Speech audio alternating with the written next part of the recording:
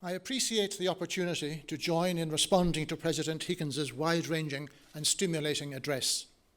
In particular, as a historian like Anne Dolan, I welcome the chance to illustrate or to elaborate on a few of the approaches he has outlined.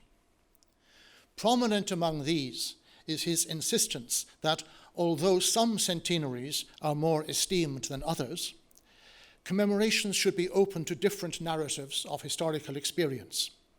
In particular, they should include the narratives of the other, the enemy of yesterday.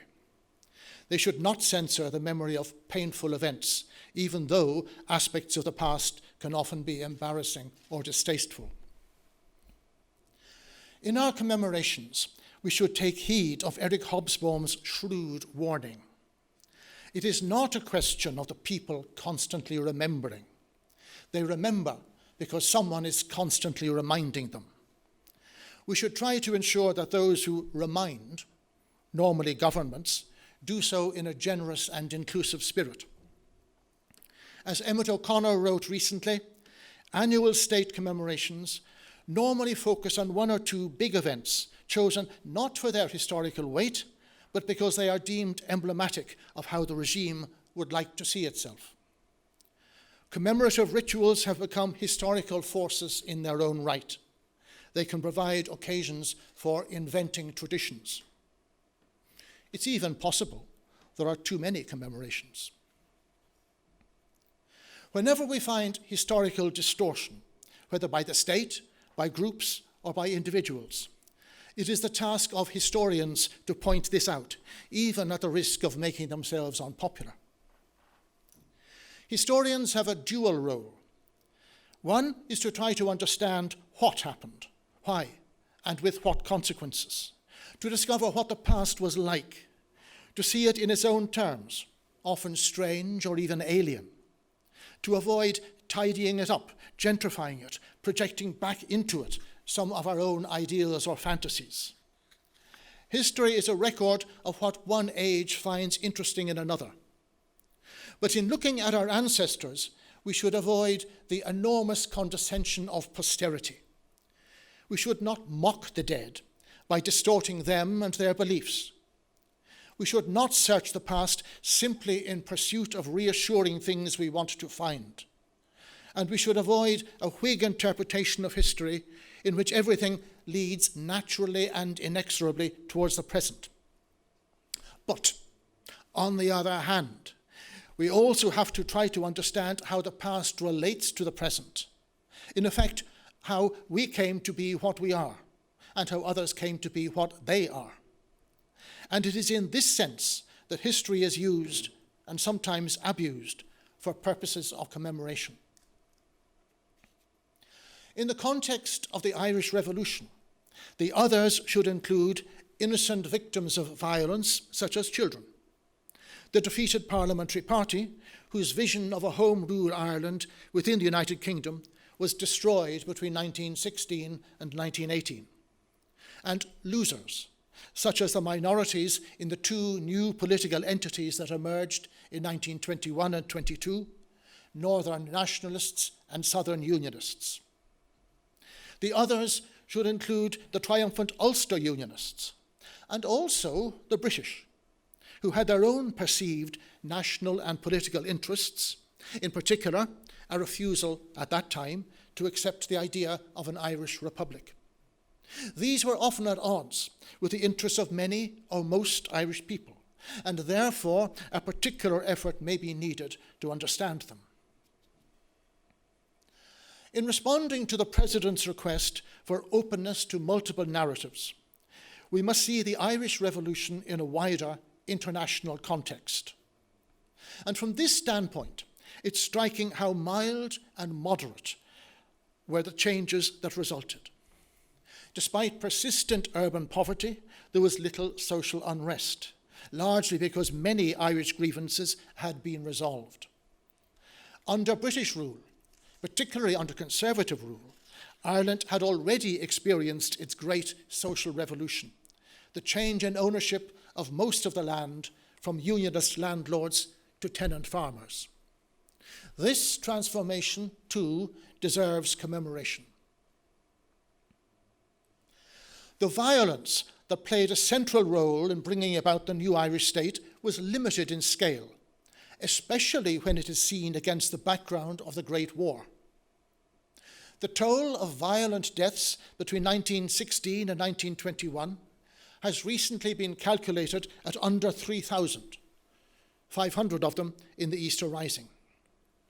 In the same week as the Rising, the Irish 16th Division suffered 570 killed and over 1,400 wounded, and the total number of Irish soldiers killed in the war was over 27,000.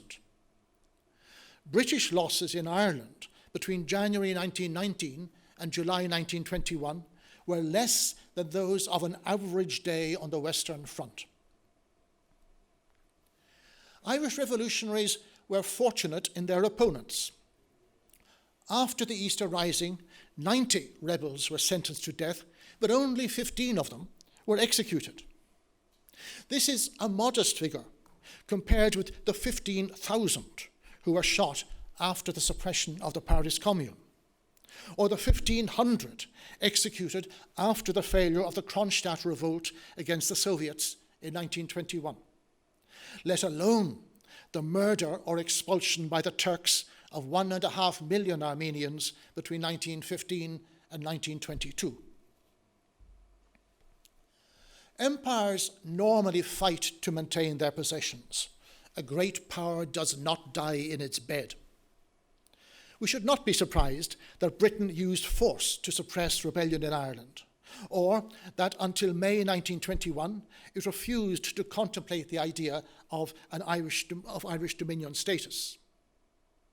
The President rightly draws attention to the atrocities carried out by the Black and Tans and auxiliaries, to their policy of exemplary collective punishments, reprisals, and economic destruction.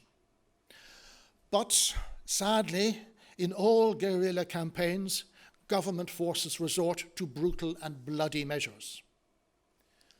Individuals suffered, and their suffering should not be ignored.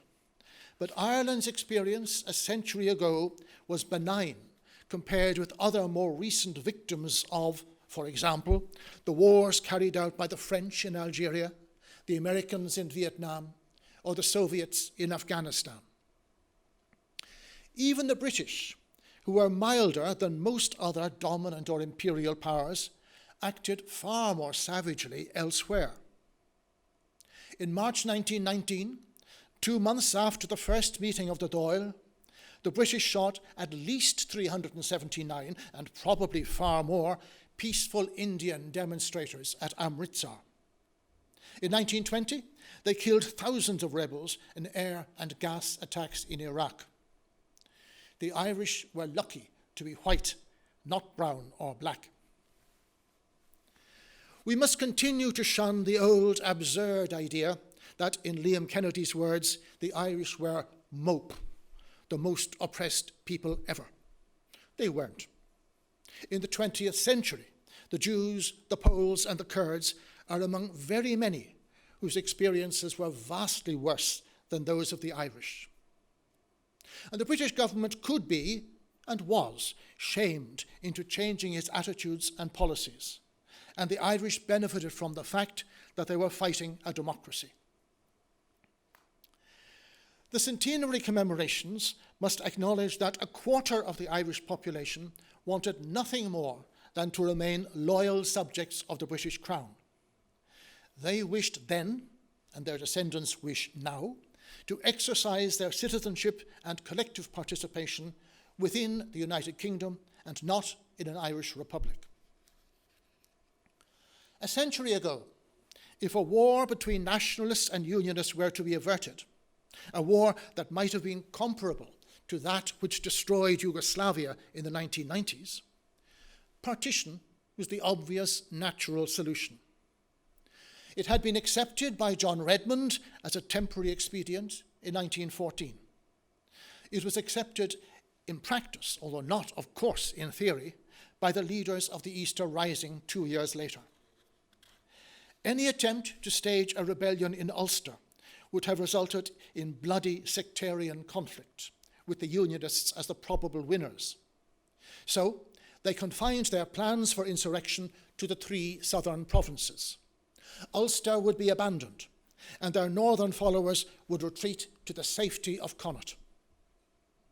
In similar fashion, with only a few exceptions, the War of Independence was fought in the south and not in the north, although there was much killing in Belfast and elsewhere. Without partition, there would have been no full independence for what became the Free State. The British government did not begin to negotiate seriously with Irish nationalists until the Ulster Unionists had been satisfied, until after the Belfast Parliament and government had been established. Only then did a compromise settlement become possible. Almost exactly 100 years ago, on the 23rd of December 1920, the partition of Ireland became embedded in the law of the United Kingdom, and in a manner that reflected the balance of power in British politics. Ulster Unionists got what they wanted, the largest possible area that they could control, and, as a corollary, the area with the largest possible nationalist minority that could be controlled. The wishes of the people concerned were carefully ignored. By the standards of the 1920s, these are the only ones that really matter, it was a repudiation of the spirit of the times, of the rights of small nations. A 1/4 minority in the whole island was succeeded by a 1/3 minority in the north. The result was a pattern of discrimination and resentment that endured for half a century and that ultimately destroyed the Northern Irish state. The fall of Stormont in 1972 has its origins in the events of 1920 and 1921. All commemorations of the Irish Revolution should include this victory, a Pyrrhic victory, of the Revolution's determined enemies, the Ulster Unionists.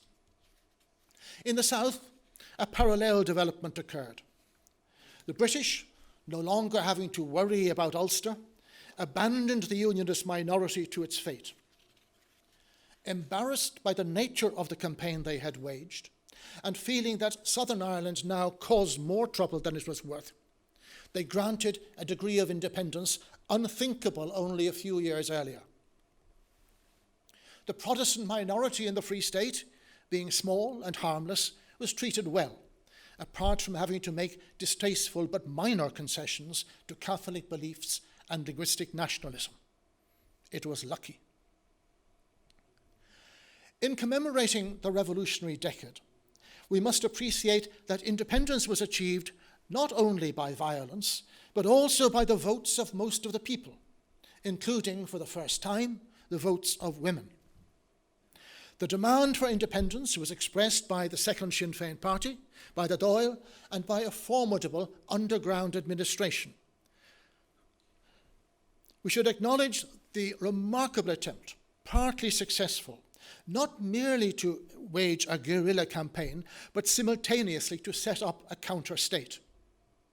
To a limited extent, a rebel Irish government was already functioning before the handover of power in 1922, thereby helping to preserve the Irish democratic tradition.